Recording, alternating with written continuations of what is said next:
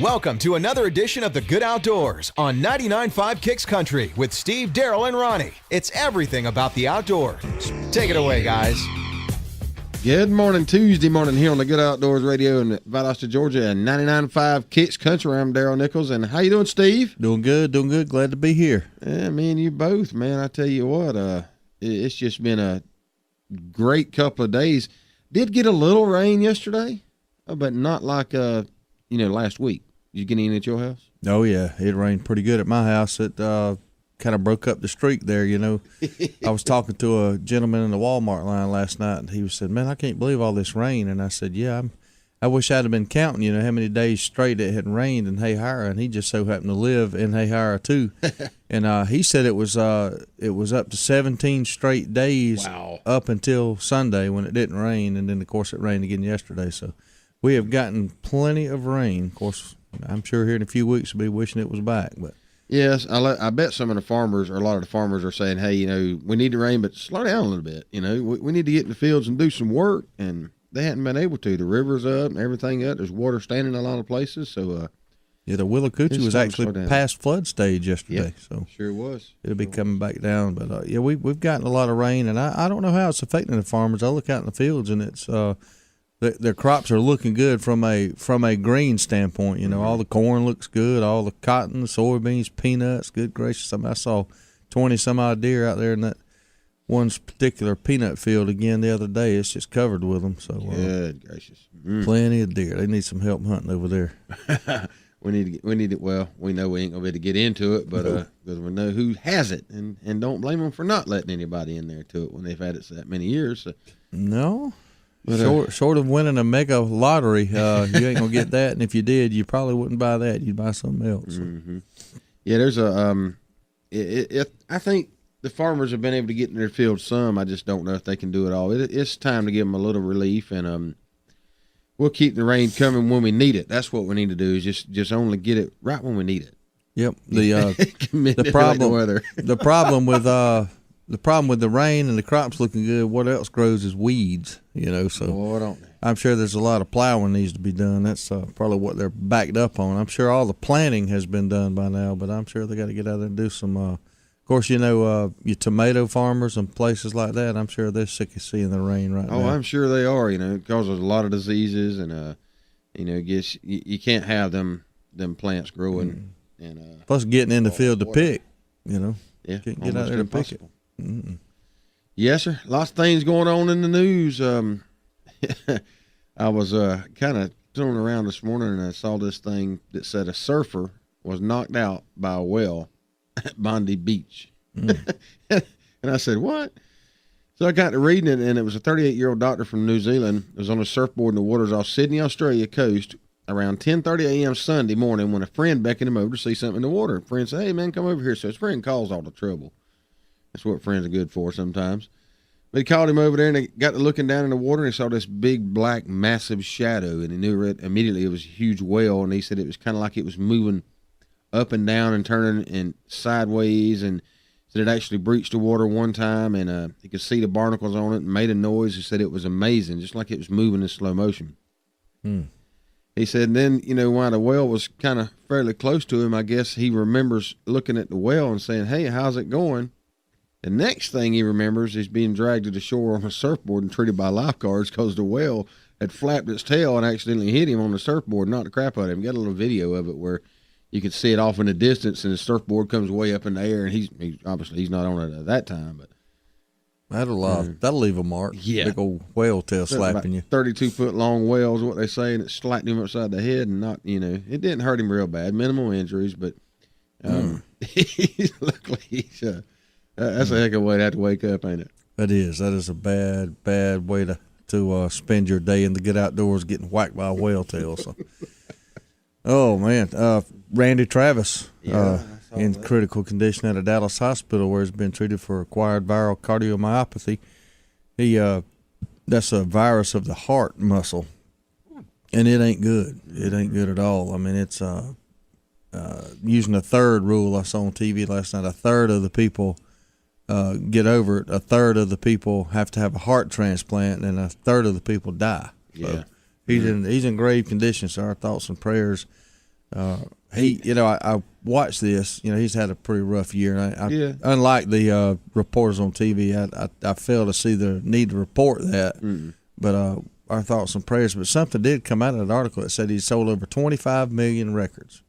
I thought that's a lot of records, but I thought I'd read something here recently, just to put it in perspective. The songwriters are the ones that make the lion's share of the money off of a hit record, and so I got to thinking, the Peach Pickers, they've been very successful. A lot of number one hits that they've had their hands in, from Lady Antebellum to Sugarland to Blake Shelton and Rodney Adkins and Joe Nichols, Jaco, when you name it. They're over 100 million records sold. Wow. From just number one hit songs that they've written, not counting the hundreds of songs that's been published and put on a record. That's right. So if you think Randy Travis is not hurting for a little cash, think about the Peach Pickers Bank Vault. They're doing very well. So man, that's amazing. Randy's had a rough year. But like you said, I fail to see the need in the way they were going over it on the internet and things of reporting of all this past and everything that he's done. You just don't need to do all that. Just say some thoughts and prayers for the guy and move on. Hey, I fail to see the newsworthiness there and that part of it. That's the news. Hey, we got a call coming in. Let's take it real quick. Good morning, caller. You're on the Good Outdoors. Hello. What's going on? Good grief, you guys said it at the same time. What's going on? What's up with you this morning?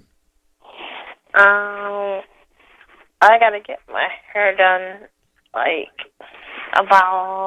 gotta get up about 8 o'clock, and I haven't slept yet. So you're already up, getting ready, and getting ready to go get your hair done. Is that what you're saying?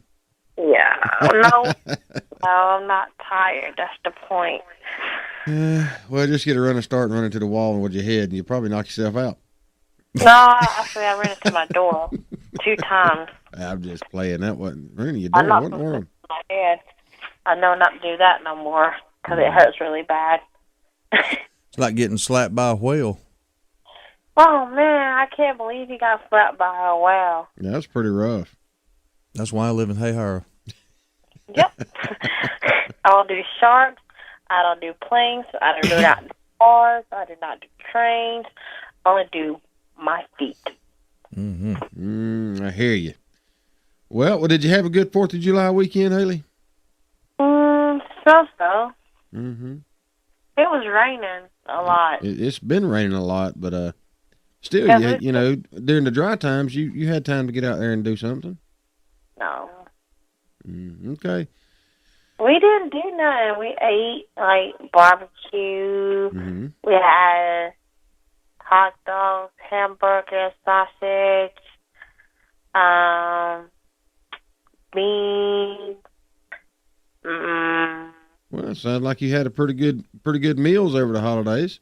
Yeah, I ate it belly full. But I never not do that no more. I hear you. All right, we're going to get off here and get to talking about some other things in the Good Outdoors, okay? What about my animal sign? What do you want to make this morning? Yes, you've been forgetting about this. Every time I call, you just say, okay, I'll talk to you later. Well, but you never asked me, what animal sound can you make today? Hey, Haley, what animal sound can you make today? So you don't even know? Huh? You don't even know what kind of sound you can make today? I can make an owl, probably. All right, let's make an owl sound. Woo! Woo! I think you might better work on that one a little bit, Haley. Hey, we appreciate you calling in. We got to run off, okay? Is Ronnie there today? No, he's not here today. Well, every time I call, he's not there, so he's going to get fired by me. Well, we'll tell him you asked about him, okay? Oh, just change the lock on the door and say he no longer work there. All right. Talk to you later. Bye. Always good to hear from Haley. 229-253-0995 is the number to call. So if you got any questions, comments, or anything going on in your life in the Good Outdoors you want to talk about, please give us a call. We kind of going over the latest news and information that we getting off the old wire this morning, and of course they all up in there about the plane crash, the Asiatic airliner that went down. Some more information coming in there, and something that struck me as odd. You know, it was coming in way too slow, but the speed at which it was coming in was just strikingly slow to me. It was only going about 131 miles an hour. And you talking about a 777 jet, absolutely huge monstrosity. You would think it'd have to be going faster than that just to stay up in the air. But yeah, you would. I saw the amateur video on it yesterday of the crash. Yeah, there were several. There was one real good one of it. We got a call real quick. We'll go ahead and take. Good morning, caller. You're on the Good Outdoors. How are you? Good morning. How you fellas doing? We hanging in there. How are you? Man, I'm on my way to get some deer stands out of the woods. I hear you. Out of the woods? What in the world? I'm changing leases. Okay. Switch it over. I heard you guys talking about the plane that went down over in San Francisco. Yeah. Kind of want to elaborate on that a little bit. I work offshore on an oil rig, and just come in, and we have some Filipino guys that work for us, that work with us. And one of them's wife was supposed to have been on that airplane. Oh, wow. Good gracious. So, you know, and it was, I can't really understand, you know, what they're talking about, but, yeah, somehow she had, her flight that she was on was delayed, but she was supposed to be on that flight. So, you know, our prayers and our thoughts and prayers go out to everybody involved in that. But, by all means, you know, we'll send plenty of thoughts and prayers that way, man. It's a tragedy. Anytime anything like that happens, luckily only 2 people were killed. You know, I mean, I say that it's still terrible that 2 people, you know, had to die in the plane crash. Right. But yeah, it could have been a lot worse. Right. It's bad when anybody dies, but you know, it could have been a whole lot worse. You know, he was kind of worried. You know, when he read about it, of course he heard about it on Facebook first. So, you know, he scrambling to call his wife, and we 400 and something. He's a long way from home. Yeah, you know, no doubt. We're 80, 90 miles out in the Gulf, so you know it's kind of hard for him to just hop on a boat and ride to the Philippines. So you know, just trying to keep him uplifted and tell him that you know God's got a bigger picture for all that. But I just want to elaborate on that. Yeah, we appreciate the call, man. I tell you, there's a lot in life that people go through. When you look at a man walking beside you, you don't know what that man's going through, and you need to treat him with dignity and respect, and say your prayers every night that you can make a difference in everybody's lives, because you just don't know what they're going through. And 99.9% of the time, you think you got it bad. There's always somebody that's got it worse. You're right about that. And in the field that I work in, we have my supervisor. We have a Bible study. Try to have a Bible study every Sunday after we knock off work. So it's good to know that you can fellowship at work and not be ridiculed or that's right. You know, you hear about all the Muslim shootings of Christians and all, but it's good to live in a country that's you know, you're free to do that. That's right. Freedom. That's right. Greatest country in the world. I agree. Amen. Well, you fellas have a good night. All right. Well, good morning. Be careful out there this morning. Yes, sir. Thank you. Yeah, man. You know, we may have our problems here in the United States, but we're still the best country in the world, and I'll take it over any other one. Hey, we got to take a break here this morning on the Good Outdoors. We'll be right back. Here we go again. Every time there's a food plot to be planted, Darrell's nowhere to be found. You see him, Ronnie? He's probably in the truck eating a dang sandwich. I'm sitting right here by this tree, and they don't even see me. Man, that Real Tree AP was designed to blend hunters with their surroundings, not hide them when it's time to work. I'm so hidden, the scooters can't even find me. Okay, Darrell, come on. We got to get this stuff planted. What's that? Hey, stop it. Real Tree. It's so real, a coyote might pee on it. Serves you right, you slacker. The grill might be in storage, but that's what campfires are for. And the backyard party is on hiatus, but that's because everyone is tailgating. Only the seasons change, tastes don't, and when you've got Bud Light Lime, you don't need summer to have a good time. It's the superior drinkability of Bud Light with a splash of 100% natural lime flavor. Look for a Bud Light Lime and find your summer state of mind anytime. It's in the lime. Anheuser-Busch Bud Light Lime flavored beer, St. Louis, Missouri. What in the world is that noise? Sounds like the transmission's about to come out of my truck. Transmission? Sounds like Alien versus Predator under there. Let's get it to Ronnie at Eagle Auto Repair. Ronnie, I got a problem. Problem? It sounded like Superman fighting the Incredible Hulk. No, it was worse than that. Come on, man. This is for real. I ain't got the money to be fixing no big problem. Chill out, dude. You're at Eagle Auto Repair. You know we'll fix it right and as inexpensive as we can. We only use quality parts, and my guys are some of the best trained technicians in town. Yeah, but can they stop a fight between Godzilla and King Kong? Because I'm betting that's what they're going to find under there. Eagle Auto Repair. 321 Lakes Boulevard, Lake Park, Georgia. Jones Welding and Industrial Supply has been serving South Georgia and North Florida for over 3 decades. With 9 locations in the South, Jones Welding and Industrial Supply is a full-line distributor for all welding and industrial supplies. The Jones mission is to provide quality products at a competitive price in order to supply the best service available. Jones Welding and Industrial Supply has built a reputation for good, honest, old-fashioned service. For a location near you, visit www.joneswelding.com. Jones Welding and Industrial Supply is a proud supporter of the Good Outdoors. Val Optics on Patterson Street in Valdosta, Georgia has been providing 1-hour service for 25 years. From eyeglass repair to eye exams conducted by one of 2 on-site optometrists, Val Optics is there for all of your eyesight concerns. There is no need for an appointment and most insurances are accepted. Val Optics also accepts outside prescriptions. So if you need eyeglass repair or an eye exam, stop by Val Optics at 601 North Patterson Street, Valdosta, Georgia. 25 years in business says it all.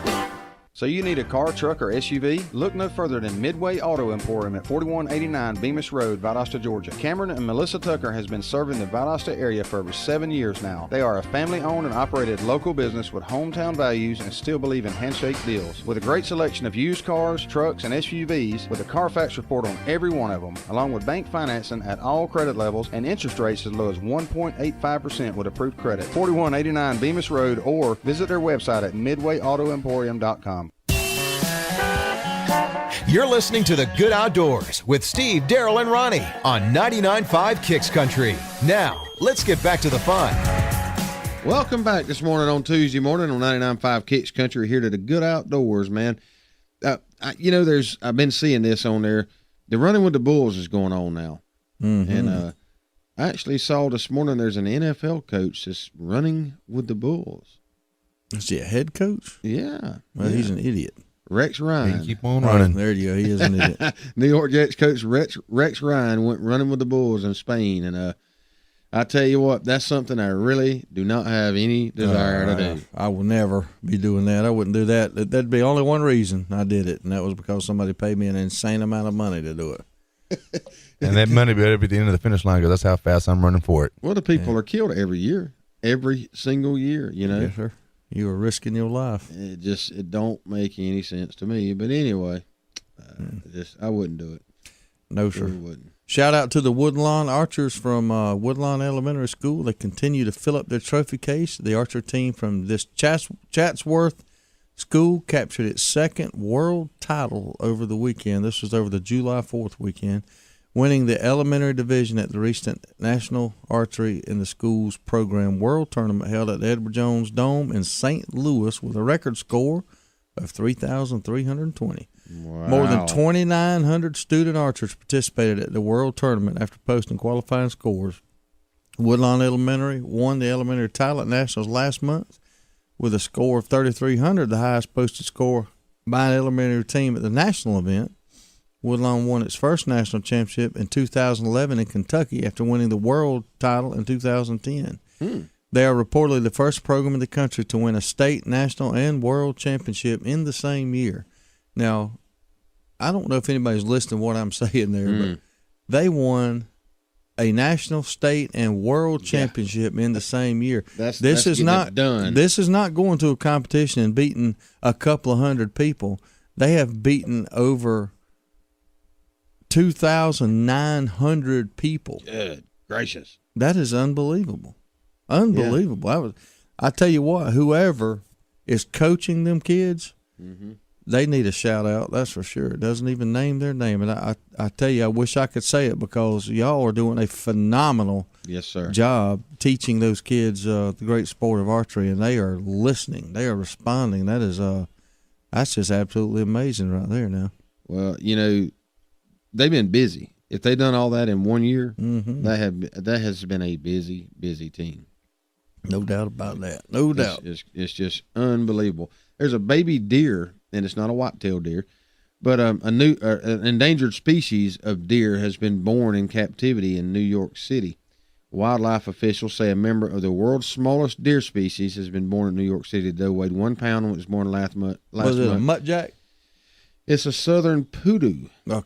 Poodoo. That's native to Chile and Argentina. They bark when they sense danger, and they're good jumpers, sprinters, and climbers. Barking deer. Yeah, it only weighed 1 pound. A barking deer. I've never would have thought that. But it's still nursing, but we'll transition to eating fresh leaves, grain, and kale before you know it. So that's a good thing, Little bitty knocker. Just a little bitty thing. Yeah, pound. You think how about small a pound is? You can get a, I think a double quarter pounder in theory would weigh a half a pound. Yeah, that's right. So if you got 2 double quarter pounders, you got it. You got the deer there. That's a little bitty sucker there too. That is a little one. Something. They probably taste better than the hamburger though. They probably do. It just ain't gonna get much out of them. It'd take several of them to feed us. But yep. Something you could do in an outdoor activity. I don't recommend this, but something that people are actually doing out in California, so that might explain why they're doing it out there. Just beyond the breakers at La Jolla Shores Beach, hundreds of dark figures cruise through the sandy shallows like a scene in a horror movie. In most cases, the sight of one shark, much less hundreds, would spark panic. But these are leopard sharks, and they kind of induce a different response. Instead of racing toward the shore, visitors head out toward the deeper water to get a closer look.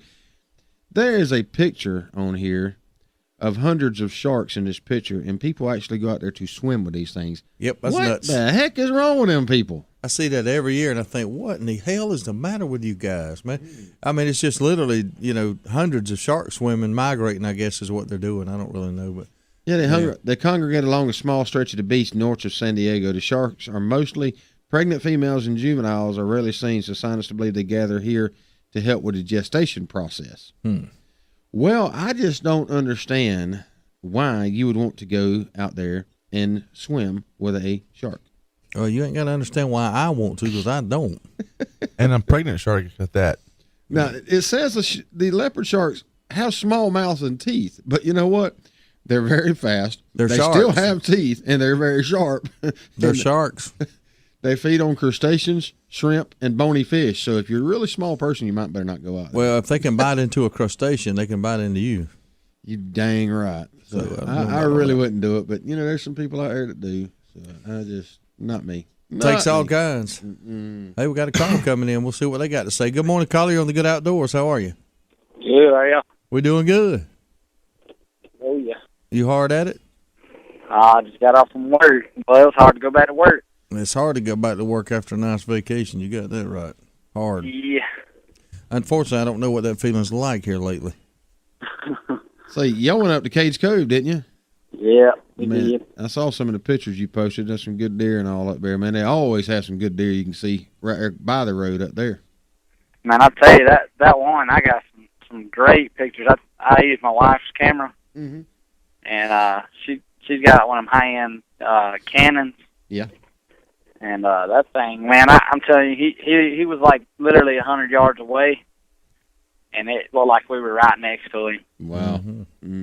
Technology, man. How many did y'all see during the ride up there? How many did you actually see? The numbers, I'm going to be honest, the past probably 4 or 5 years, we'd see over 100 deer, in a trip. And I think that road is actually a 9 or 11 mile run. Right.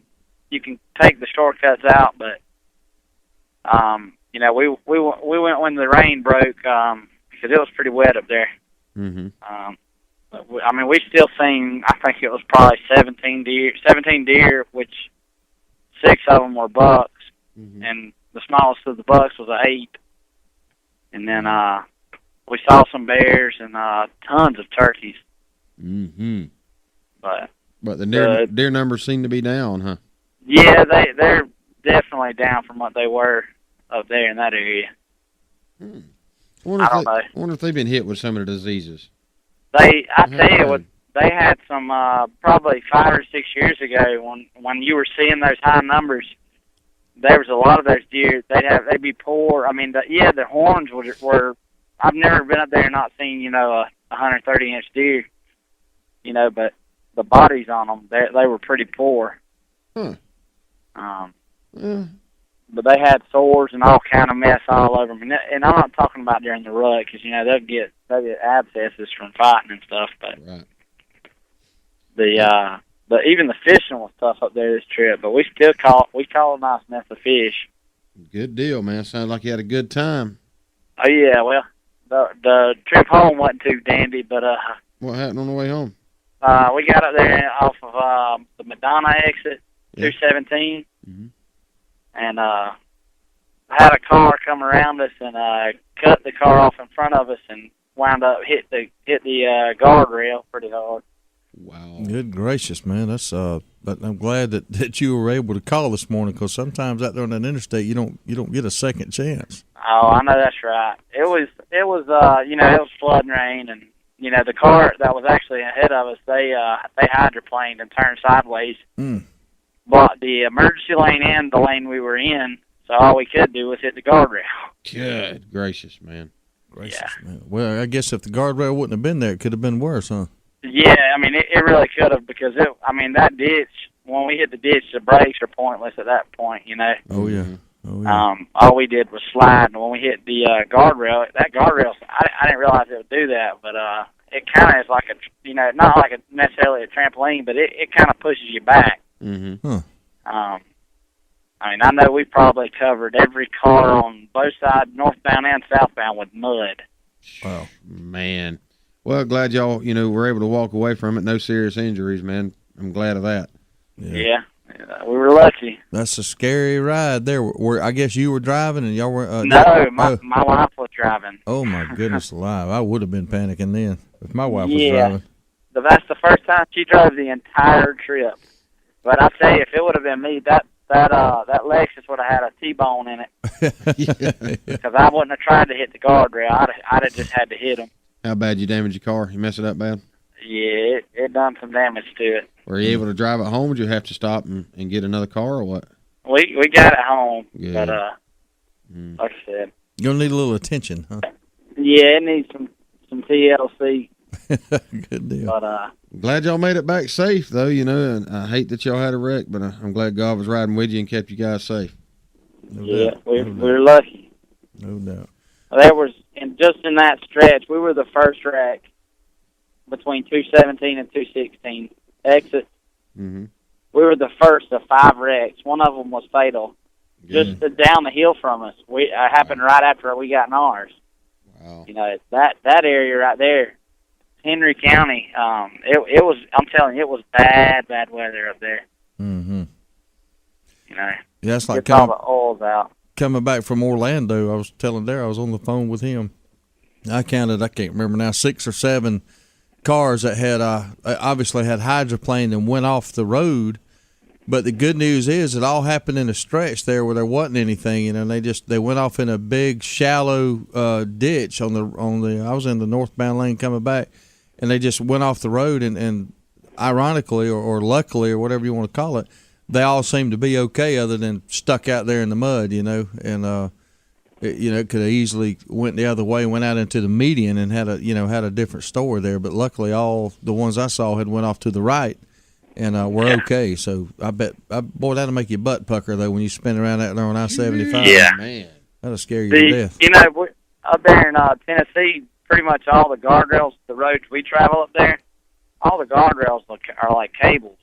Yeah. Man, if you were to actually hit that, that's going to be terrible. Well, now I've watched a lot of studies on that, Ryan. You talk about them cables that's in the median. Those actually perform a specific duty, and they're made to give. And they actually save lives. They work as a guardrail, but are actually supposed to be safer than a guardrail, if you can believe that now. I find that very hard to believe. Just because they have those steel like rods on it, mm-hmm. I'm telling you, it just looked like if you hit that thing, it would rip your car. Well, just rip it panel by panel. The studies have shown, man, that they are really, really a lot safer than guardrails. That's they why tend they to use catch them. you. They kind of catch you and absorb the blow like the safer barrier in NASCAR. But the best thing to do is stay on the road and don't hit any of that. Yeah. Sometimes you just can't I tell you, if we go on any more trips, I'll be the driver the whole time. Yeah, I like to be in control myself. Appreciate you calling, Ryan. We got to run off to a break here, man. All right, guys. All right, thank you. We're going to take a break here on the Good Outdoors. We'll be right back here on 99.5 Kicks Country. The grill might be in storage, but that's what campfires are for. And the backyard party is on hiatus, but that's because everyone is tailgating. Only the seasons change, tastes don't. And when you've got Bud Light Lime, you don't need summer to have a good time. It's the superior drinkability of Bud Light with a splash of 100% natural lime flavor. Look for a Bud Light Lime and find your summer state of mind anytime. It's in the lime. Anheuser-Busch Bud Light Lime flavored beer, St. Louis, Missouri. Service. It's a very simple word, but you'd think it's French. At Deep South Sanitation, our service will never be questioned. We are there when we say we'll be there. If there's a couple extra bags by the can, we pick it up. Deep South Sanitation don't care if the lid won't close. All the more reason to dump it. If you're elderly or disabled, the Deep South Sanitation team will get your can, dump it, and put it back. If trash blew out, we don't leave it, we pick it up. Keep the money you pay for sanitation services local by supporting Deep South Sanitation, a locally owned business. Call Carrie Scarborough today at Deep South Sanitation, 229-559-0200.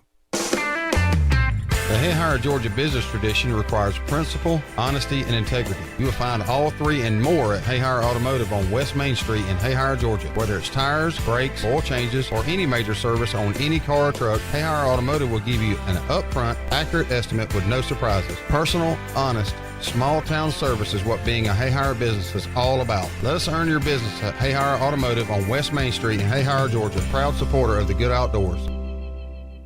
Hey, this is Judd with T3 Outdoors. T3 Outdoors is Valdosta's newest Blue Buffalo dog feed dealer. We also carry 50-pound, 13% sweet feed for $8.99. But hey, feed isn't all we do at T3 Outdoors. We have one of the best selections of guns in town at some of the best prices. We buy, sell, trade, and consign guns daily. Last but not least, archery season will be here before you know it. We are Valdosta's exclusive Hoyt and Bowtech dealer with 2013 packages starting under $650. Please visit us at T3Outdoors.com to learn more today. Hello, everyone. Dim the lights. Let's do this. Let's get to it. Let's go.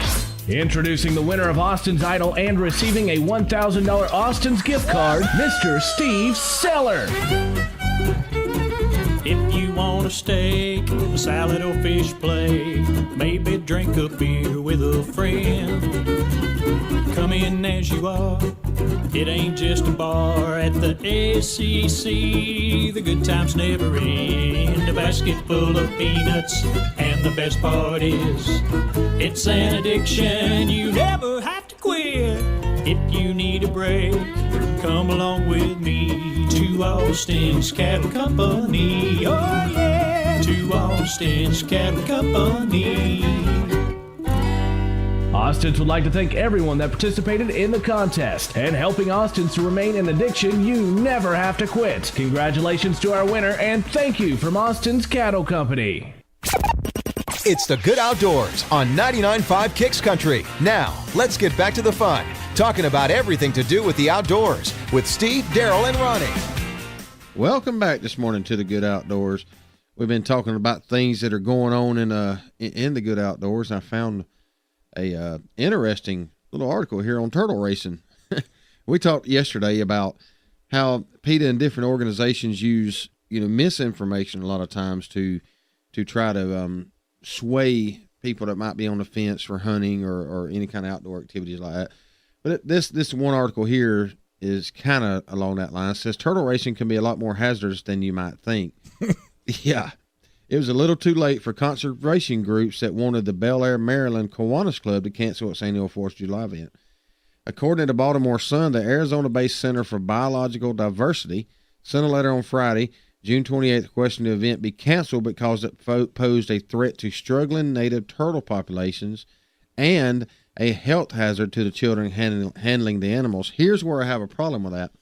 The health hazard that they specifically named that could cause problems to the kids is rhinovirus, and it says it has the potential to affect children with something called rhinovirus. Well, turns out that the rhinovirus infections appear to be limited to fish, amphibians, and reptiles, and that it generally cannot be cultured at temperatures above 30 degrees Celsius, but probably is not infectious to domestic mammals and humans. But yet they tried to use that as a way to cancel this wild caught turtle race, so it's misinformation there again. So if you're going to do turtle racing, you got to watch out. That's kind of the moral of the story. I guess so. Talking about turtles, you know what a post turtle is, don't you? A post turtle? I don't really know if I do or not. Well, this, I'll tell you, while suturing a cut on the hand of a 75-year-old rancher whose hand was caught in the squeeze gate while working cattle, a doctor struck up a conversation with the old man. Eventually, the topic got around to Obama and his role as our president. The old rancher said, well, you know, Obama's a post turtle.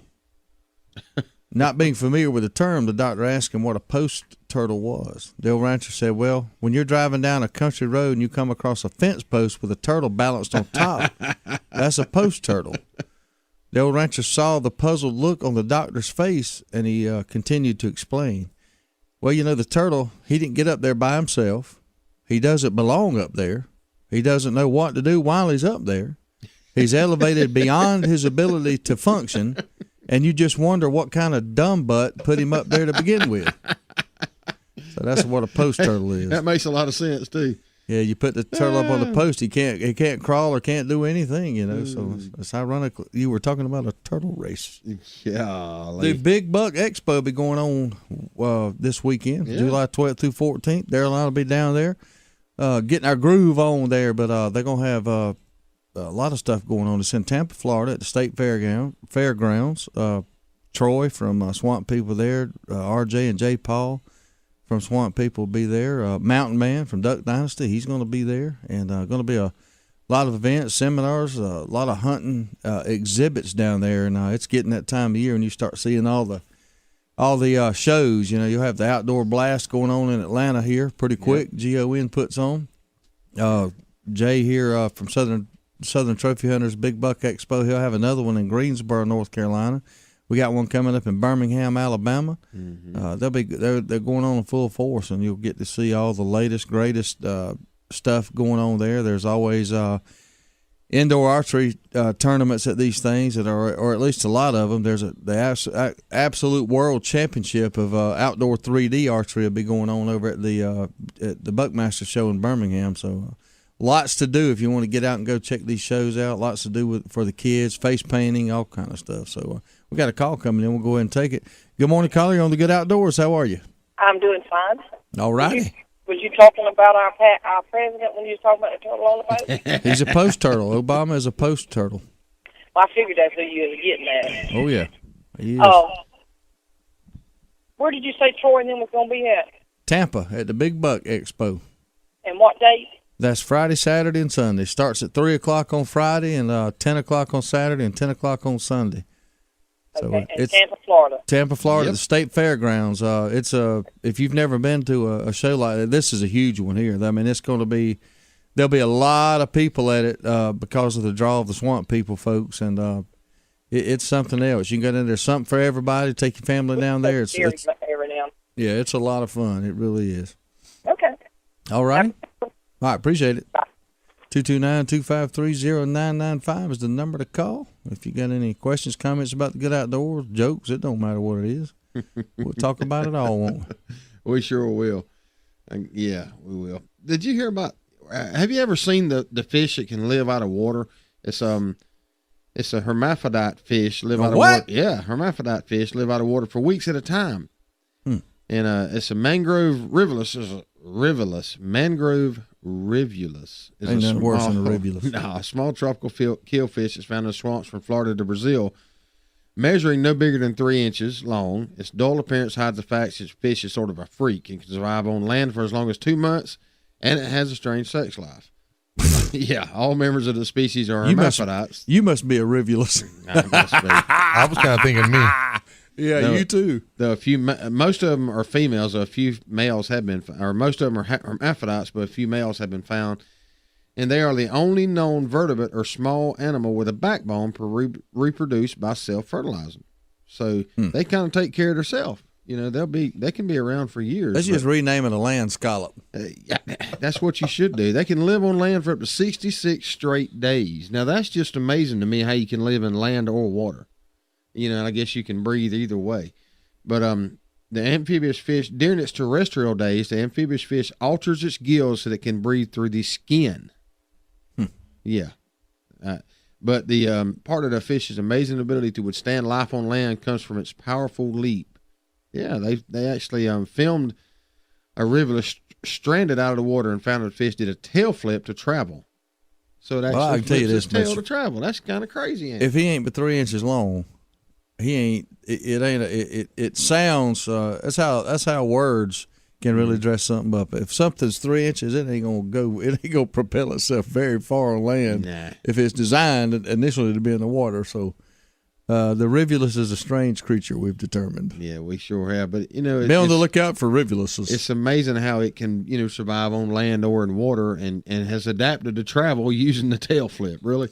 Well, when you're in water on the bank, see how far it can travel. Not far.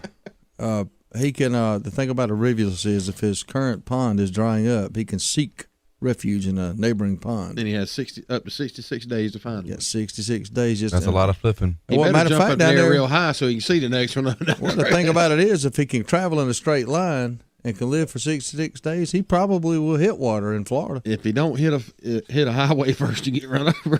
Or birds or snakes. I mean, rivulus's life is you don't want to be no rivulus. Nah, you don't. You sure don't. And do y'all know who y'all know Morgan Shepherd, the old NASCAR driver? Oh yeah. He's slated to become the oldest Cup starter yet. Morgan Shepherd, 71, is scheduled to become the oldest driver to start in NASCAR's Premier Series this weekend at New Hampshire Motor Speedway. If he makes the cut, he will be the oldest. If. Yep. That's the key. If. Yeah. Jim Fitzgerald holds the record at 65 years, 6 months, and 22 days. But, James Helton attempted to be in 2007 at 72, but he didn't make the cut. So good luck. Morgan Shepherd, good luck, dude. If you can do it at 71 years old. Hey, I believe our grandmother could have done it. You doggone right. I believe she could have. 71 years old, driving a NASCAR. Ain't that something? Dang right. And make more money. Make more money finishing last, and we'll make all year. Give me last. I'll take 43 every week. That's right. Hey, we'll be right back here with the Good Outdoors. With over 40,000 machines in the field, the pro's choice is Dixie Chopper. Be a pro, buy a chopper. Built right here in America with one simple goal. Build a mower that cuts more grass and doesn't break when you use it. Be a pro, buy a chopper. With Chopper's price, performance, and reliability guarantee, make the smart choice. Be a pro, buy a chopper. We're running out of time. We're drawing the line. This is our battle cry. Huntin' is Good TV is an action-packed hunting show with a mission to secure our hunting heritage. Join Steve Nichols, Trey Weatherington, and Neil Armati each week as they hunt across the U.S. and Canada with pro athletes, actors, wounded warriors, kids, and regular old Joes who know hunting is good. Huntin' is Good TV airs on Pursuit Channel and is available on Dish Network Channel 240 and DirecTV Channel 604. For more info, visit huntingisgoodtv.com and follow on Facebook at facebook.com/HIG TV show. You can also use your high-speed internet connection to watch online by logging on to filmon.com at the airtimes posted on our website. And remember, hunting is good. This is our battle cry.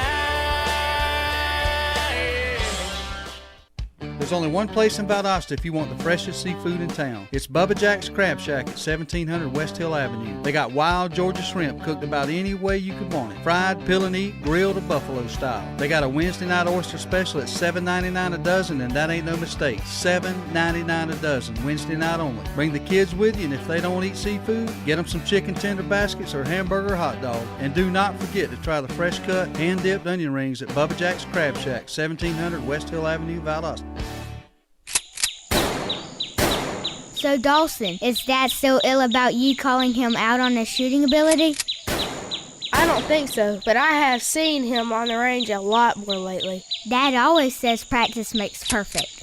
That's what he says, but I don't think it works for adults. Why do you say that? Well, from the look of the scorecard, it's making it worse. Dawson, bring me some more shotgun shells. Okay, Dad.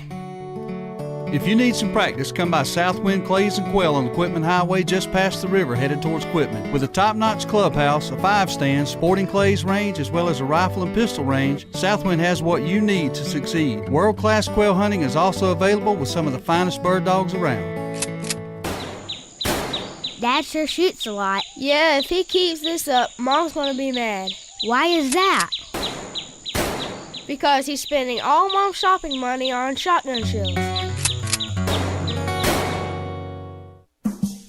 It's the Good Outdoors on 99.5 Kicks Country. Now, let's get back to the fun, talking about everything to do with the outdoors with Steve, Darrell, and Ronnie.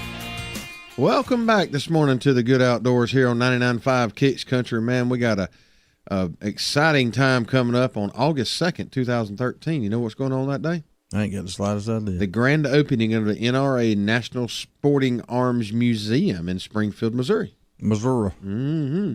The National Rifle Association will celebrate the grand opening of the museum, which is located at the Bass Pro Shop store in Springfield, Missouri. So good things happening. 7,500 square foot facility, you know. It brings to life illustration of hunting, conservation, and freedom with more than 1,000 guns on display. Exhibits original prototypes and paintings from Remington Arms Company, shotguns from the American Trap Shooting Association Hall of Fame, and a full collection of guns from the Packmeyer Foundation. So, good things happening up there. LIB. Yeah, sure. I'd like to get up there and see that one day. That'd be cool. Springfield, Missouri is also home to Bass Pro Shops, I believe, right? Yeah, the original. That's where this is at Bass Pro Shops. Oh, it's at Bass Pro Shop. At the Bass Pro Shop store. Didn't hear that part. Like you said, original location, Springfield, Missouri. Yeah, out of curiosity, talking about new constructions and buildings, what are they building next to Sam's Club? Are they adding on to Sam's Club? Adding on to Sam's. Oh, okay. I didn't know what was going on there. I saw it last night.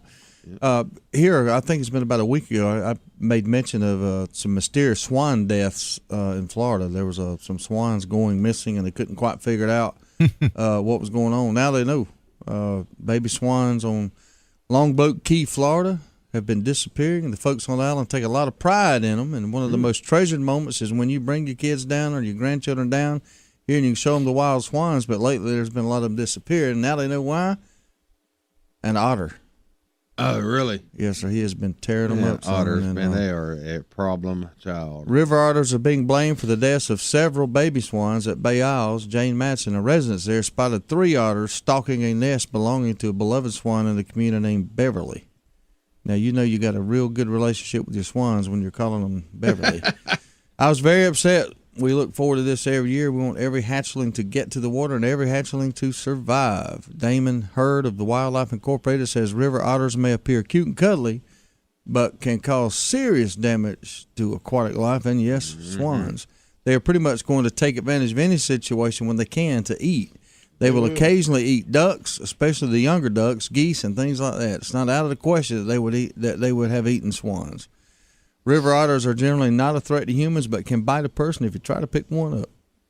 You know, over the year, I don't know what the otter season in Georgia is, but I can probably tell you I've broken the law at times on otters because the worst allegedly, yeah, I may have broken the law. The worst thing I can see in a pond is an otter. They'll eat fish. They'll decimate a fish population. They'll get the ducks out of there. I mean, they're just they're fun to watch. Don't get me wrong; they're a fun animal to watch. They are interesting. But they will they'll kill your pond. They will absolutely kill it. So, you know, I've seen them in rivers and I've seen them in ponds. And usually, when they're in a pond long enough, your fish start dwindling down. Your bigger fish start disappearing. Yes, sir. They can work on a pond fish wise. They can clean it out. As a matter of fact, from the bigger size fish like you're talking about. Yes, sir. So you got to watch out. I mean, you know, I hate. I don't know what I would do with an otter now if I was to kill one in season or anything like that. I don't know what I would actually do with it. But I guarantee you now, if I walked up to a pond that I had access to fish in, and I seen a beaver in there, an otter in there, and it was otter season, I'm gonna take him out. Yeah, I don't know when the otter season is, but I think it probably coincides with trapping season. I think probably because I know they sell the hide off of otters. I don't think the market's real well, but I have heard tell of people doing that. Other than that, I don't know what purpose the old otter serves except terrorizing swans, evidently. He's a swan terrorizer. He's a You're swan uproar man there. But there's a coyote wild. I don't know why they call them wild coyotes because I haven't seen any domestic coyotes. But residents of Rock near Black Hawk State Park in Rock Island, Illinois, are having a heck of a problem with them. They'll take their dogs out to walk, and the coyotes are attacking their dogs. Wow. So residents say dogs are being attacked by wild coyotes in neighborhoods near the Black Rock State Park.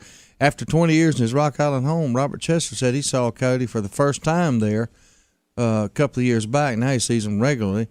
And he said he's had several close calls with his dogs and this, that, and the other. But there's been multiple reports of people, their dogs actually being attacked and bitten by the coyotes. So they're having a problem there, and they're trying to figure out how to get rid of them. And the old coyote there, it's a problem. I actually saw on Ron Landis's In the Woods with Ron and Jerry Facebook page, they actually posted a pretty cool trail cam picture of a coyote trying to get a fawn and the doe fending off the coyote. It's a pretty cool photo. We got a call coming. We'll go ahead and take it. Good morning, caller. You're on the Good Outdoors. How are you? Morning. What's happening? Your otter season is December 1st to February 28th, but it specifies it as trapping. Trapping, yeah. Trapping only, huh? Well, now is that me walking up in my pond, seeing an otter? We're losing you there, caller. You're breaking up on us real bad. Yeah, we can't hear you, caller. If you're getting a better signal, give us a buzz back here, 229-253-0995, and complete your question there. I think you were leading to if you walked up to your pond during the otter season and you shot him with a gun, is that illegal? I think that's where you were going with it. And good question. I don't know. We'll have to try to find that out. I would say yes, based on what you told us about it being trapping season. So I don't know. That's a really good question. I don't know what the difference would be. If it's in season, I don't know what the difference between shooting him in your own pond and trapping in your own pond would be. That's see if we can figure it out. Good question. We'll research here. We'll get back with you on that. 229-253-0995 is the number to call when we do a little otter season research. And that's an odd season too. December 1st, which could be the the trapping season in general. I've lost sight of that. I know now this has been years ago, and you know this. I'm talking probably 35 years ago. The trapping season started around the middle of November. I can remember that vividly. Dad would run a trap line there for raccoons and various things, but maybe, I don't know. Maybe the trapping season's been shortened up. We got a call coming back in. Good morning, caller. You're on the Good Outdoors. How are you this morning? Man, I'm doing great.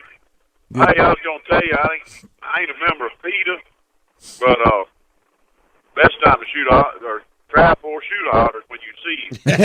Amen. Yep. Same way with a beaver. Yep. Coyote. Bobcat. That's right. You right about that.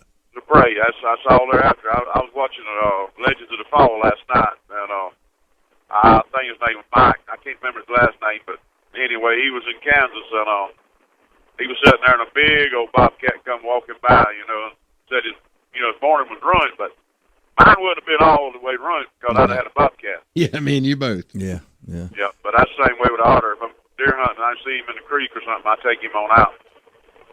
Yeah, I tell you that Legends of the Fall is a really good show. They've come a long way. The Hosey boys do that show, and they've done a good job. They got great production, a great show. I always try to watch it when I'm around the TV and I know what's on. I try to catch that one.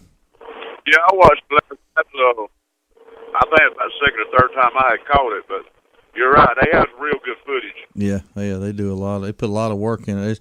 There's, of course, having a TV show, it's an interest to me to watch the quality of the others, and there's some good shows out there this year. They really are. That Driven by Pat Nicole, if you hadn't watched that one, he does a real good job on that show, too. I love to watch that one.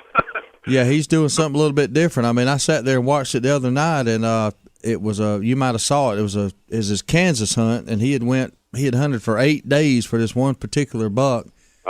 And of course, it said to be continued. And usually, that's a in our industry, in the TV industry, the worst thing you do is show a show and you not have a kill. But that show went by so fast. He didn't kill anything, and it was so riveting and so dramatic that I can't wait to see him shoot that buck next week. He really pulled it off.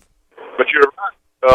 He keeps it interesting enough that even if they don't have a kill, Yep. you're prone to watch it because you like the techniques he was using. You know, he didn't he didn't submit to something other than what he was after. That's exactly right. He stuck to his plan. So, but you know, usually I can spot a show that's struggling for footage. Usually, when you don't have enough kill footage, you do what you call stretch the footage, and that ain't what he was doing there. He was purposely and intentionally laying it out like that. So that was a really good job. He wins an award every year for production. Has for 6 years straight. Pat Reeve, that's why he's one of the best in the business. I agree with you because, I mean, like I say, I really enjoy that, which I enjoy all of them, but you're right, there's a few of them that you can tell that they're just not interested. You know, they don't keep you, I reckon, anticipated or what's taking place, you know. Yep. There's so much to watch out there. If you don't captivate that viewer, they're going to turn the channel, and you don't want that when you got advertisers paying you. That's exactly right. Appreciate the call, man. Look out for otters. Yo, hey, don't worry, I do. Okay, thank you. Hey, 229-253-0995 is the number to call. Going to go over something real quick about.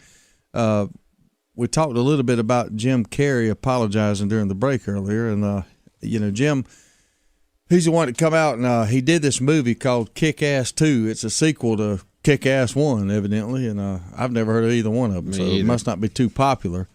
But he got paid millions of dollars to do this movie, and then unfortunately the Sandy Hook Elementary shootings come out a little while after he had shot the movie, and he just arrogantly come out and said, "Hey, I no longer support my own movie because I can't in good conscience support it." Blah blah blah.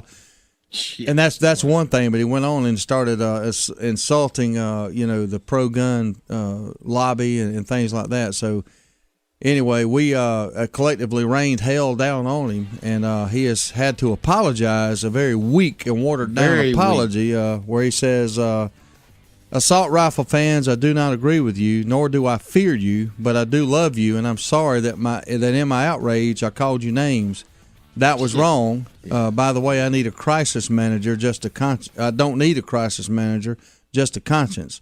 Calling people names is inappropriate, but my position on assault weapons hasn't changed." Jim Carrey, you get the Idiot of the Day award, and with that we're going to take a break. Caller, if you'll call back right after the break, we'll take that call, and we'll be right back here in 3 minutes on the Good Outdoors. Thank you. Attention Outdoor Nation. Adel Outfitters, located at exit 39 on I-75 in Adel, Georgia, has over 18,000 square feet of outdoor unbelievability just waiting on you. Specializing in a wide range of outdoor supplies for everyone, including hunting, fishing, shooting, kayaking, camping, little league, clothing, knives, boots, you name it, Adel Outfitters has it. They also have that personal one-on-one attention that you just might not be getting from some of the big boxes, and Adel Outfitters has a whole lot less overhead, so you'll be surprised at the deals. So come see us now at Adel Outfitters, exit 39, Adel, Georgia. Woo-wee! Sweet Tea's Smokehouse on South Hutchinson Avenue, Adel, is the bomb. You ain't had good old South Georgia barbecue if you ain't been to Sweet Tea's Smokehouse. Ribs, chicken, pork, beef, good grief, this is some fine eating. And it ain't called Sweet Tea's for nothing. Ice cold sweet tea and good old barbecue plate with all the trimmings is what living in the South is all about. Head up Highway 41 north towards Adel. Swing into Sweet Tea's Smokehouse for lunch or dinner. Great southern barbecue like it's supposed to be, and don't forget some of that fine Brunswick stew. Woo-wee! Justamere Farm is a full boarding, training, and lesson facility conveniently located on Valdale Road in Hayhire. Justamere Farm offers a facility like no other in the area with many amenities to meet all your equine needs, whether it's riding, training, or boarding. If riding is your passion, Justamere has you covered with an indoor arena, a large lighted outdoor arena with an alleyway, a large jump course arena, a round pen for training, trails, and access to dirt roads. Private and shared lessons are available, so give Justamere Farms a call today at 229-460-2331. Wow, look at Bob trimming the grass. He's so fast. Yeah. I know, and that mower is so big. And it's got a huge deck. And it cuts the long grass with deep roots so easily. Yeah, Bob's a bad boy. When you want to cut grass like a champion, get yourself a Bad Boy mower from Nashville Tractor. Nashville Tractor carries an exclusive line of Bad Boy zero-turn mowers. See them now at Nashville Tractor in Valdosta and in Nashville. Brigman and Brigman Cabinets in Hayhira, Georgia specializes in custom-built cabinets. You can come in and sit down with our staff and start from scratch to develop the perfect cabinet layout, or bring in your plans and start there. From design to installation, Brigman and Brigman can help you every step of the way. Estimates are always free, and your satisfaction is our goal. Whether it's a remodel, a spec house, or your custom-built dream home, give Brigman and Brigman Cabinets in Hayhira a call at 229-794-2108 to set up an appointment. The Hayhire, Georgia business tradition requires principle, honesty, and integrity. You will find all three and more at Hayhire Automotive on West Main Street in Hayhire, Georgia. Whether it's tires, brakes, oil changes, or any major service on any car or truck, Hayhire Automotive will give you an upfront, accurate estimate with no surprises. Personal, honest, small town service is what being a Hayhire business is all about. Let us earn your business at Hayhire Automotive on West Main Street in Hayhire, Georgia. Proud supporter of the Good Outdoors. WKAA Willacoochee, Valdosta. Thanks for making us number one. 99.5 plays the best country music. 99.5 Kicks Country. It's the Good Outdoors on 99.5 Kicks Country. Now, let's get back to the fun. Talking about everything to do with the outdoors with Steve, Darrell, and Ronnie. Welcome back to the Good Outdoors this morning, man. We've been talking about different things going on in the outdoors. Everything I can find on otter hunting, by the way, is trapping. I don't think you can actually go hunt them. We got a call. Maybe this is the caller. Welcome to the Good Outdoors. Good morning. Good morning. How's it going? I just wanted to make a comment on your otter hunting season. Yeah. I don't see what difference it would make if you shot him or trapped him, because once you trap him, you got to shoot get him out the trap. Yeah, Well, I mean, I was reading through the regulations earlier, and it is unlawful to fail to carry a weapon of .22 caliber rimfire while tending traps. Yeah. And it's unlawful to fail to use that weapon to dispatch any fur-bearing animal. So, yeah, I agree. I don't see what the problem is with shooting him either if you see him, if he's not in a trap, because you got to have a .22 with you. If I see him, I'm going to pop him anyway. I agree. I think you'd have a great case if you ended up before the judge to argue and get off of that one. I think he'd chunk that out just for sheer ridiculousness. I hear you. But yeah, it's being mandatory to carry the gun, like Darrell found out, and mandatory to use the gun on the creature in the trap. Then why in the world couldn't you just shoot him if you saw him, especially in your own pond, wearing out your fish? You know. Hey, you can believe it or not, I was fishing in the back of a farm pond one day. It probably was 2-3 acre pond full of cypress trees and all. I mean, there's big specks in there. But I was out in the boat, and I heard a noise, and I had parked my little S10 pickup truck up on the dam. And turned and looked, there was an otter up there on the dam, up on his hind legs, looking over in the window on my truck. That's cool there now. I'd like to have that on video. Yeah, exactly. Because I was like, what? What is that? And the closer I got, I seen what it was. He took off. Well, that little sucker could have reached in there and got your keys and run off in the water He with could him, and have, you'd been man. stranded. Exactly. Shoot, next thing you know, he's driving your dang S10 down L Street looking for some women. Or eating some my lunch. There ain't no telling. Yeah, you can't trust an otter. All right, well, y'all have a good morning. You too, All right, man. 229-253-0995 is the number to call if you've had any strange happenings, animals stealing your vehicles, eating your lunch, whatever. We'd like to hear about it. You know, we determined during the break that the reason nobody traps anymore is because they got tired of going and running their trap line and finding sprung empty traps where Bigfoot had ran the line before you got there. We got a call coming in. We'll go ahead and take it. Good morning, caller. You're on the Good Outdoors. How are you? Morning, fellas. How are y'all? We're doing good. How are you? I'm getting better. Getting over this little moisture problem I've been having with this weather, I guess you could say. Yeah, we all having the same problem you're having there. Yeah, man. Chest coughs, everything. Good. I was actually wanting to comment on the otters and all. I don't know how much the laws have changed, but you have some animals that's labeled as nuisance animals, such as beavers and stuff that mess up farmland and hogs. I believe, if I'm not mistaken, an otter is labeled as well as that. It could be. They are labeled somewhat as a nuisance animal, especially in rivers and stuff. But I saw a little bit of that earlier, but I hadn't, got any more on it. Yeah, I don't know. We do trap things like that, but we don't. We go after beavers and stuff. Mm-hmm. And I mean, there's occasion that a lot of the otters come into our traps, and we put all of them down. because any nuisance animal is against the law to carry it alive. Right. That's exactly mean, that is correct right there. You're right about that. Yeah, I mean, it doesn't matter what type of animal or what you catch them in, snare trap, columbarium trap, or whatever, but it's all illegal to carry if it's a nuisance animal. But, yeah, I just want to let y'all know, man, I mean, hey, I shoot everyone I see, and then DNR knows about it. I tell them where I get it, throw them away, discard them with the county, and that's how we go about doing it. There you go. There you go. Appreciate you calling this morning. Be careful. Keep it between the ditches, man. Oh, yeah, man. All right. Thank you. Yeah. All right, man. Appreciate it.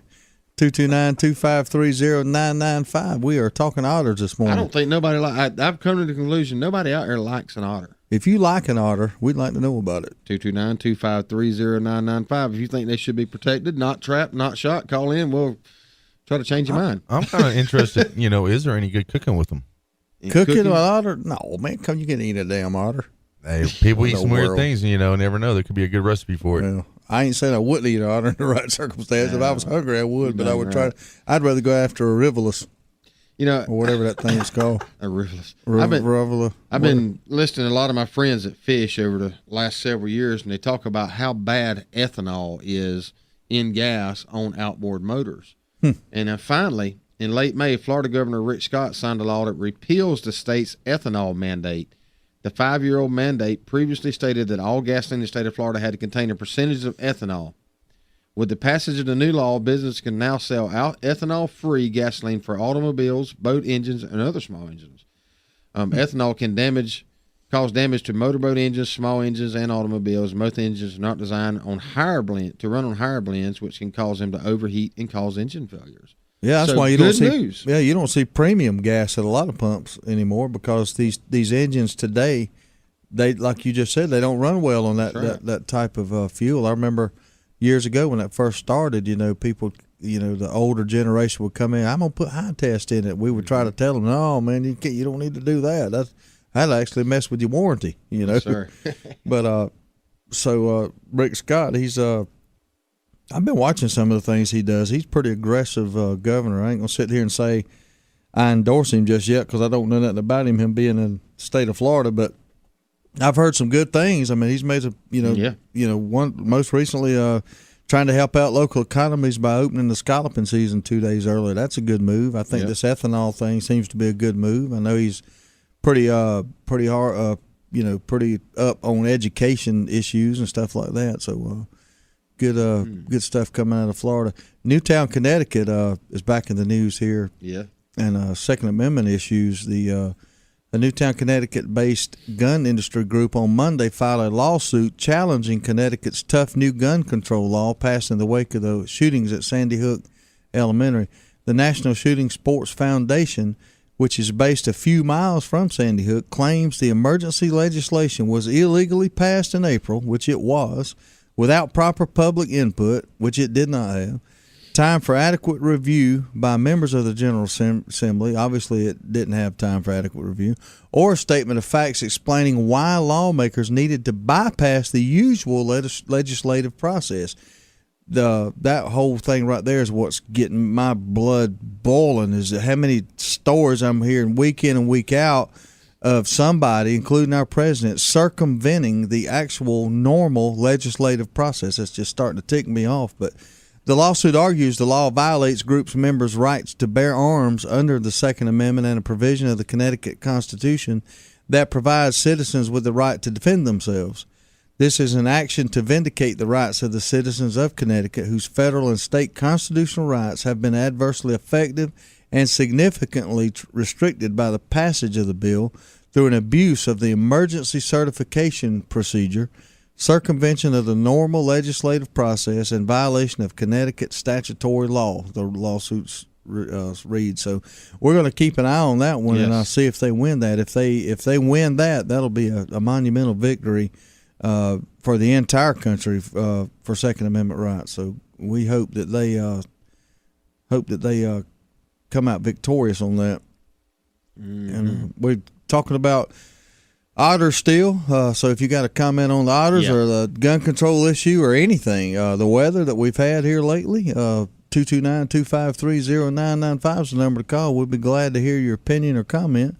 We talked a little bit, a lot yesterday about celebrities and all using their status or celebrity status as either good or bad for hunting. We went over a lot of people that celebrities that do like to hunt, but I found another article. The new Miss Kansas is a bow hunter. She's got to be from Kansas, man. Dang right. But since being crowned Miss Kansas on June 8th, Teresa Vale's life has been a steady possession of fashionable dresses, high heels, and smiles for camera crowds. But drawing a hunting bow in her hands Wednesday morning was more fun for the 20-year-old. She shot 3 arrows into a deer target 20 yards away. She said, "It just feels so good to be in my jeans and boots and doing something I really like. I love all the Miss Kansas stuff, but, she loves to get out there and bow hunt." And that's a great thing. I'm glad they showcase this. I just wish she would have got up on stage in the Miss USA pageant and carried a bow out there on stage. Wouldn't that have been something? Yeah, that'd be cool. During the talent portion of the thing, they all mostly sing now or play an instrument. It'd be cool for her to get up there and shoot her bow. Yeah, she says she knows far more about outdoors and shooting than she does pageants, runways, and crowns. She was a small girl when she began heading into the German countryside with her father, Mark, an army dentist, on hunting trips. So, man, it's awesome. She's actually pictured with a doe she killed as a bow kill. And last year she shot a yearling buck bow hunting by herself in Kansas. In November, she bow killed a 150 class 8-pointer in Ohio. 158 pointer. That's a big deer. That's a big 8. Good one there. And her bow's set at 55 pounds. And she said her dad only shoots 65. So she's shooting a good draw weight. She's much of a man, son. She is. My kind of woman there. Yeah, she says she'll be packing a lot of her bow and arrows on a lot of her travels over the next year. So she goes traveling all over the places as Miss Kansas. She'll be representing bow hunting. That's what if I was a celebrity, that's what I'd be doing. I'd be taking full advantage of my status to procure great hunting areas. Yeah, I'd make sure I had a network of friends that when I was in every state, that whatever that state was known for, like let's just say Florida's Osceola turkeys and Illinois' deer hunting, whatever the case may be, I'd make sure that when I was in that state, I was hooked up with the most well-known outfitter in that state, and I'd be taking it. She's doing along the same line. She's incorporating some of her outdoors love into fundraising for the Children's Miracle Network, and she's already been invited on several upcoming Kansas celebrity hunts. So hey, she's working angles too. She's working it, son. That's right. Hey, we'll be right back here in about 3 minutes on the Good Outdoors. Service. It's a very simple word, but you'd think it's French. At Deep South Sanitation, our service will never be questioned. We are there when we say we'll be there. If there's a couple extra bags by the can, we pick it up. Deep South Sanitation don't care if the lid won't close. All the more reason to dump it. If you're elderly or disabled, the Deep South Sanitation team will get your can, dump it, and put it back. If trash blew out, we don't leave it, we pick it up. Keep the money you pay for sanitation services local by supporting Deep South Sanitation, a locally owned business. Call Carrie Scarborough today at Deep South Sanitation, 229-559-0200. When I was in an automobile accident, I was working with the other driver's insurance company, and I felt they were trying to take advantage of me. The insurance company offered me a lowball settlement which didn't compensate me for any of my medical bills, loss of income, or pain and suffering. The insurance company never thought I would hire a lawyer. I called Carl Fulp to help with my problem. Call Carl, 242-1434. Carl Fulp is a trial lawyer in Valdosta who works hard to get his clients the compensation they deserve. Call Carl, 242-1434. If you want an attorney with experience and courtroom success to work to get you the best possible results, call Carl, 242-1434. Whether it's a car wreck, medical malpractice, a slip and fall, some other accident, or a workers' comp claim, call Carl, 242-1434. For professional and friendly service, contact Carl Fulp at 2935 North Ashley Street in Valdosta. Injured? Need legal help? Call Carl, 242-1434. Or visit fulplaw.com. Hey, this is Judd with T3 Outdoors. T3 Outdoors is Valdosta's newest Blue Buffalo dog feed dealer. We also carry 50-pound, 13% sweet feed for $8.99. But hey, feed isn't all we do at T3 Outdoors. We have one of the best selections of guns in town at some of the best prices. We buy, sell, trade, and consign guns daily. Last but not least, archery season will be here before you know it. We are Valdosta's exclusive Hoyt and Bowtech dealer with 2013 packages starting under $650. Please visit us at T3Outdoors.com to learn more today. The There's only one place in Valdosta if you want the freshest seafood in town. It's Bubba Jack's Crab Shack at 1700 West Hill Avenue. They got wild Georgia shrimp cooked about any way you could want it. Fried, peel and eat, grilled, or buffalo style. They got a Wednesday night oyster special at $7.99 a dozen, and that ain't no mistake. $7.99 a dozen, Wednesday night only. Bring the kids with you, and if they don't eat seafood, get them some chicken tender baskets or hamburger or hot dog. And do not forget to try the fresh cut, hand-dipped onion rings at Bubba Jack's Crab Shack, 1700 West Hill Avenue, Valdosta. Justamere Farm is a full boarding, training, and lesson facility conveniently located on Valdale Road in Hayhire. Justamere Farm offers a facility like no other in the area with many amenities to meet all your equine needs, whether it's riding, training, or boarding. If riding is your passion, Justamere has you covered with an indoor arena, a large lighted outdoor arena with an alleyway, a large jump course arena, a round pen for training, trails, and access to dirt roads. Private and shared lessons are available, so give Justamere Farms a call today at 229-460-2331. You're listening to The Good Outdoors with Steve, Darrell, and Ronnie on 99.5 Kicks Country. Now, let's get back to the fun.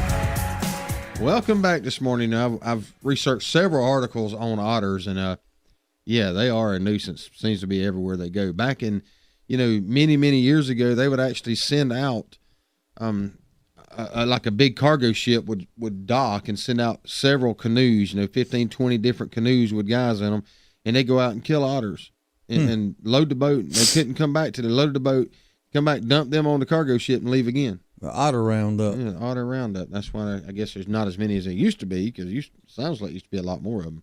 Yeah, I don't see as many as I used to. I saw some. We over on Hodges Street, we were sitting on the dock back there, and there was a group of I can't remember if it was 2 or 3. It seemed like it was 2 of them. Anyway, they came cruising by, down through the canal, and they're a very interesting creature to watch. I mean, they're kind of fun to watch because they're very deliberate. They look, when you're looking at them, they look playful. They look like something you really would want to scoop up and play with, even though that you can't. They'll get a little sideways on you, but they are a devastating nuisance creature. Don't let the looks of them fool you. No, and we were talking about celebrities and their status and using their status a while ago to, to promote something. And the Miss America or Miss Kansas or whatever, I guess she's in a lot more elevated, popular position than you and I are, obviously. Right. But she's no Brad Pitt. And of course, Matt Damon is no Brad Pitt. And I was reading this, really don't have a lot to do with outdoors, but I'm trying to make a point here. Matt Damon, I'm reading this article here. He's talking about he feels fortunate that he married a civilian. His wife is just she's not a celebrity. She's just a common girl he met and married. But he's comparing his life with that of Brad Pitt and Angelina Jolie, and to tell you the difference is Matt Damon, he walks his kid to school every single day. He walks them down there, drops them off. He can go in a local coffee shop, have coffee with his wife, and he gets noticed every now and then, I'm sure, but it's nothing like Brad Pitt. Brad Pitt and Angelina Jolie cannot go anywhere. I mean, they can't go anywhere, and Damon is reveling at just how hard it is for him. He says the paparazzi and the insane level of aggression they have and their willingness to break the law and invade Brad Pitt's space. He says, well, I wonder about the trade-off. Is it worth all the money and the glory to have that interference in your life? And he talks about, they're good friends, and talks about how envious Brad Pitt is of, Matt Damon be able to go out and, into public, and have a good time. My point here is can you imagine with that level of insane following, if Brad Pitt and Angelina Jolie would come out in support of guns and Second Amendment rights and hunting and fishing, and what sort of an impact they would have in that. And that's what aggravates me. We don't have anybody like that on our side, and I just wish we could. I mean, we've got some popular people. But just nobody at that level. We were talking about Tom Brokaw the other day. Tom Brokaw's an avid fisherman. Now, you can say what you want about his politics. I'm not talking about that. But he is an avid fisherman, and his friend Liam Neeson, an actor, he's an avid fisherman. But we just don't have that high-profile, box office smash guy on our side that can get out there and talk about the goodness of the outdoors, fishing, hunting, and being a gun owner. You know, we just don't have that, and it's a shame. I wish we did, and maybe one day somebody will get, you know, rise up and be that popular. Sir. You know, and you know, like A-Rod and Derek Jeter. You know, why don't they? Why can't we have somebody like that? You know, we're you know, we got a lot of great baseball players and basketball players, but nobody that just absolute smash box office draw type person. You know, that's what we need. We sure do. We need it bad. You know, I actually saw yesterday that. Oh man, I'm drawing a blank now. Lost the old train of thought there. Ted Nugent. Oh, Ted Nugent was actually seriously considering running for president. I don't know if there's how much truth there is to that, but they say he's actually seriously considering it. Well, I can tell you this right now. I don't know how, from the political standpoint, I don't know how well he would do, but he would definitely garner a lot of attention, and that's the kind of platform I'm talking about right there. If he did run for president and just got taken just a little bit seriously to the point to where he could be at a debate or two, you know, he would bring, and you know, people would get on there and Google his name, and they'd find out that he's an avid hunter, had a hunting show, and it would expose what we do tremendously. With him on the ticket, it would probably force the gun issue to be brought up in more debates, and be with him, especially in the debate, it would be a little bit more heated. It would be a little more you know, heartfelt. Well, I'm going to disagree somewhat with it. I'm going to tell you why. Because here's what happens at every debate I've ever watched, and I watch them. I find it fascinating. If you'll watch at these debates, when they bring up guns, Obama did it, Romney did it, Rick Santorum did it, Herman, they all stay on the fringe of it. They don't get down in there. They don't get up there and say, I'm anti-gun or I'm pro-gun. It's somewhere in the middle, because they're trying to get elected and they won't alienate the other side. And so what'll happen, in my opinion, is if Ted Nugent got up there, I believe with all my heart that he would try his best to bring it up, but I don't think it would ever be engaged in. It would not be argued about, because 50% of the people right now want guns and 50% of the people don't, according to polls, roughly. You know, so there's no, from a political standpoint, there's nothing to gain by engaging in the argument on a national level.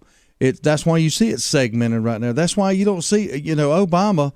Think about what he does. He gets up there and he skates around the issue and says, well, we need maybe a little more background check, maybe this, but he don't get to the core. No, he doesn't. He never says anything about the Second Amendment or anything. He don't get to the core of the argument. None of them do. It ain't just Obama. I mean, you can take your favorite Republican. He don't do it. But now there are some that do. You got Rand Paul, a senator. You got senators here, a House of Representative guy here.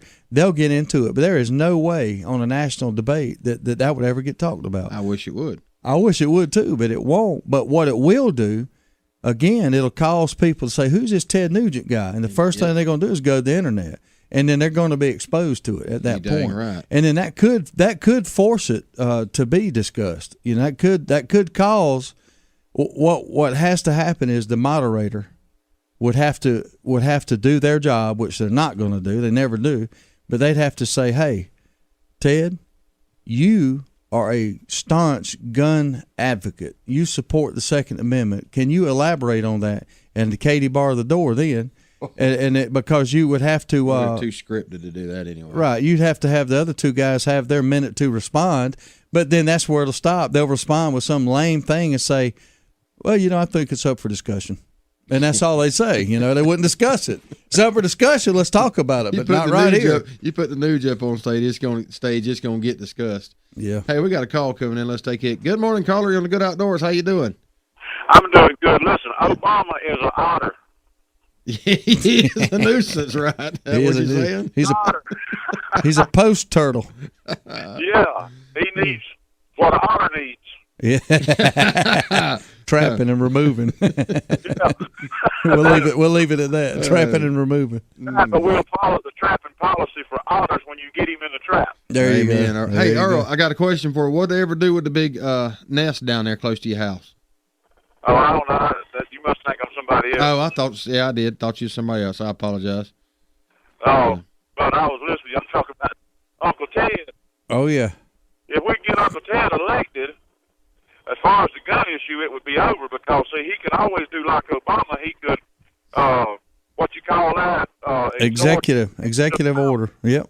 That's right. He could use that, and then that would all be here for 4 years, see. Yep, that's right. I don't know what his stance is on the rest of the political spectrum, but I got to believe it's probably closer in line with what you and I think than what the current guy thinks. I guarantee you. I tell you what we got to do. We got to rise up. We got to rise up, baby. Yeah, I know you like that. Oh, yeah. We got to rise up. Yeah. Y'all have a great morning. I appreciate you calling there. 229-253-0995 is the number to call. And, yeah, you know, I don't know. I always try to vote for someone that I think is more or as close along the lines of how I think is the rest of them. And I do believe that Uncle Ted would be a little bit closer than what we got now to the way I think. Yeah, I believe he would. Now, some of his political views, you know, really would strike a chord with a lot of people. Mm-hmm. You know, with the way he feels with some of the other things. I just can't help but to think once he got up there and started, you know, getting more of the overseas views from what we don't really see every day. We don't really get into it probably changed a little bit, but his stance on the Second Amendment, I guarantee will never change. He'd be an excellent one to have. I'd vote for him. Yeah, that's a good point. A lot of them will run on a stance, and they'll get up there and they'll waffle a little bit because I think they see things that, like you said, we don't know. But you can rest assured his stance on the Second Amendment would not change, would not waver. No. Hey, we got another call coming in. Let's take it this morning. Good morning, caller. You on the Good Outdoors? How you doing? I'm doing fine. Good. This is Earl Darrell. Thank you, man. Sorry about that. What did they do with the nest down there close to your house? Nothing yet. Really? That thing's still growing. They waiting on wintertime. He's stupid. I guess the story I've heard is the University of Florida wants to get it to preserve it. Yeah. Because it being so large. But that's the rumor I've heard. Well, I read that. I read that in the paper. Well, I read that quote in the paper that they wanted to study it. I didn't hear the removal part, but I mean, I think part of studying it would be to take it out of there and get it back to the university so they could analyze it. But the problem is getting it because it's around a big old pine tree. Yeah, they'd have to cut the pine tree and everything now. Yeah. And then you got to contend with the insects. Yep, very true. Right. So you know, Steve brought up a point. He might be waiting to the middle of winter to do it. Yeah, that's what I'd be doing. But now they've started some more down below that one. Really? Wow. It's growing. I don't know what Sounds they're like going to do with it. Busy as a bee, ain't they? Yeah, they steady at it. I don't know why all this wet weather's made them go to a tree or what. Yeah, that's strange, isn't it? I'm not a biologist, so I couldn't tell you. Yeah, but can you imagine somebody accidentally going out there and disturbing that thing? I can't imagine.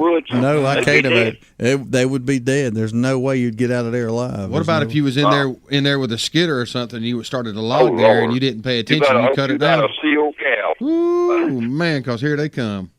Yeah, you wouldn't see nothing but a cloud of hornets. I hear you. Hey, I appreciate you calling in, man. All right, talk to you later. Thanks, see you, buddy. Yeah, I actually pulled up an article here on Ted Nugent. It says, Happy 4th of July. Yeah, the conservative rocker who's Wango Tango for gun rights is actively considering a bid for the White House in 2016. He says things are just so wrong in the country right now, and I know that my answers would make things wonderful unless you just refuse to produce. And then I'd recommend you move to Canada or Illinois. Nugent has thought about running for office in the past. It seems different this time, his wife said. He's talked about it before, Shemaine said, but this time he seems more serious. People are constantly asking. And they ask, would one of those people be Mike Huckabee, which is a good friend and duck hunting partner of his? And Mike Huckabee says you'd have to put those debates on pay-per-view. And I agree with him. He accounts Nugent as a friend and duck hunting partner. Ted says things in public I wouldn't even say in private, but what people look more for than anything is authenticity. Oh, he's authentic. Huckabee says, I'm probably as straight-laced a Republican as there is, but I'd rather be around Ted Nugent who has an absolute honesty about him than a so-called values guy who is secretly betting down half of his staff. Amen. But there's one thing I can promise you after hearing you read that. He would not carry the state of Illinois. Nah. But he says if he runs, Mike Huckabee says I'll go help him. So yep, no doubt. Hey, we got to take a break. We'll be right back in 3 minutes on the Good Outdoors. Wow, look at Bob trimming the grass. He's so fast. I know, and that mower is so big. And it's got a huge deck. And it cuts the long grass with deep roots so easily. Yeah, Bob's a bad boy. When you want to cut grass like a champion, get yourself a Bad Boy mower from Nashville Tractor. Nashville Tractor carries an exclusive line of Bad Boy zero-turn mowers. See them now at Nashville Tractor in Valdosta and in Nashville.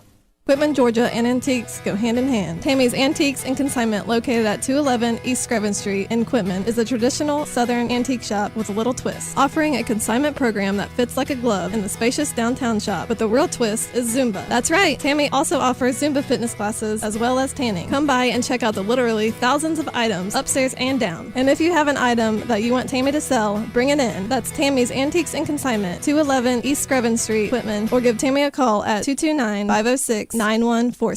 Attention Outdoor Nation. Adel Outfitters, located at exit 39 on I-75 in Adel, Georgia, has over 18,000 square feet of outdoor unbelievability just waiting on you. Specializing in a wide range of outdoor supplies for everyone, including hunting, fishing, shooting, kayaking, camping, Little League, clothing, knives, boots, you name it, Adel Outfitters has it. They also have that personal one-on-one attention that you just might not be getting from some of the big boxes, and Adel Outfitters has a whole lot less overhead, so you'll be surprised at the deals. So come see us now at Adel Outfitters, exit 39, Adel, Georgia. Woo-wee! Sweet Tea Smokehouse on South Hutchinson Avenue, Adel, is the bomb. You ain't had good old South Georgia barbecue if you ain't been to Sweet Tea Smokehouse. Ribs, chicken, pork, beef, good grief, this is some fine eating. And it ain't called Sweet Teas for nothing. Ice cold sweet tea and good old barbecue plate with all the trimmings is what living in the South is all about. Head up Highway 41 north towards Adel.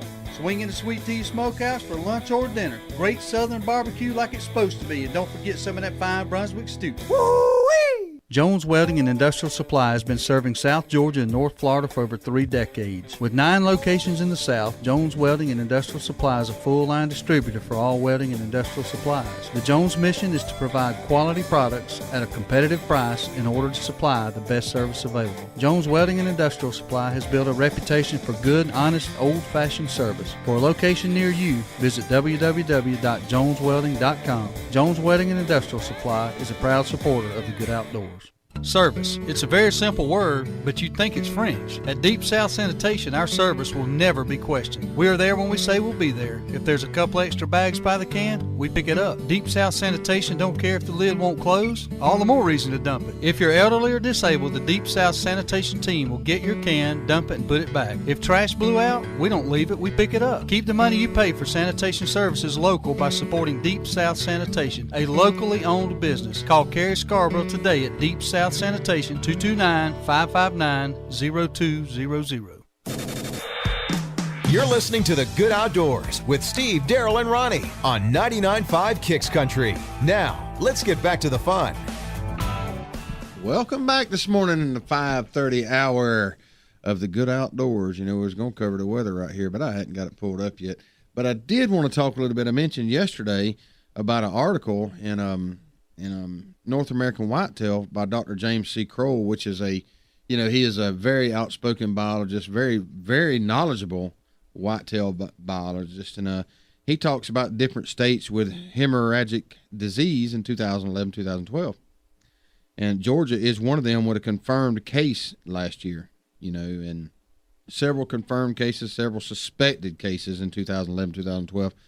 But he talks about specifically the Milk River in Montana, and said they really had a huge deer loss up there.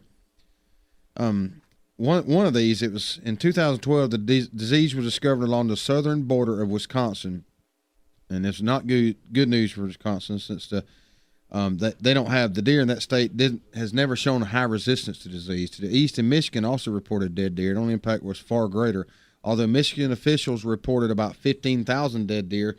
Suspected deaths were reported over 2/3 of the lower peninsula, and according to him, it numbered more than 30,000. So that's a lot of deer dead. And that's a big dog. That's a big. He said he's seen healthy deer herds as levels as high as 60 deer per square mile in the best ranges, and in 10 in the poorest. A good deer population is around 40 deer per square mile, depending on the quality of the habitat. And using 40 deer per square mile as an example, if EHD or blue tongue strikes and removes 90% of the herd, he asked how long will it take not only to get herd back to its original density, but to produce the age structure needed to generate trophy bucks. And it goes on through this article telling how these does were produced, from his studies of what he's seen, how they were produced, and the mortality rate in fawns is pretty high. Fawns living to 1 year of age often is only 30 to 40%, for different reasons. But he pretty much says it would take about 5 to 7 years for it to recover enough to be able to go back, like the Milk River, Montana, where there's just an abnormally large number of 140-inch bucks running around out there. Said it would take 5 to 7 years to get back to what it used to be.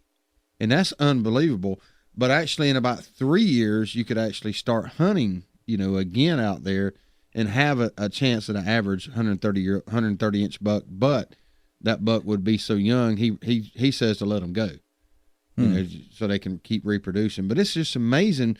These diseases go through these deer herds like they do, and it's nature working. Yeah. That's all it is. And nature working, and for whatever reason, I watched it all over Facebook. People all over the country was finding it last year, finding it all over, finding deer dead. And he talks about this one driving through a ranch one day he was situated in Texas, and he said that he helped manage 15,000 acres along the Nueces River or whatever it is in southwest Texas, and he said it was half of it situated in hill country and half of it in brush country. He said it had the absolute best program for growing the next world record buck he had ever seen. And he said he spotted movement along a drainage not 200 yards away. The antlers of a buck were clearly visible, and the frame was impressively large. He said the buck was only 3.5 years old. He was a 6x6 with 25-inch spread. Every tine was perfectly matched with its corresponding. As a 3-year-old, his final estimate was well above 200 inches. He said he was frozen in disbelief. Then it became the worst news you could imagine. The owners of a ranch across the highway called one day and to warn me they had been hit with anthrax, a bacterial disease that frequently devastates the deer and livestock in populations, what is known as the anthrax triangle in Texas. This deer that they saw was never seen again. They never found the horns of this deer. They looked and looked and never found this deer ever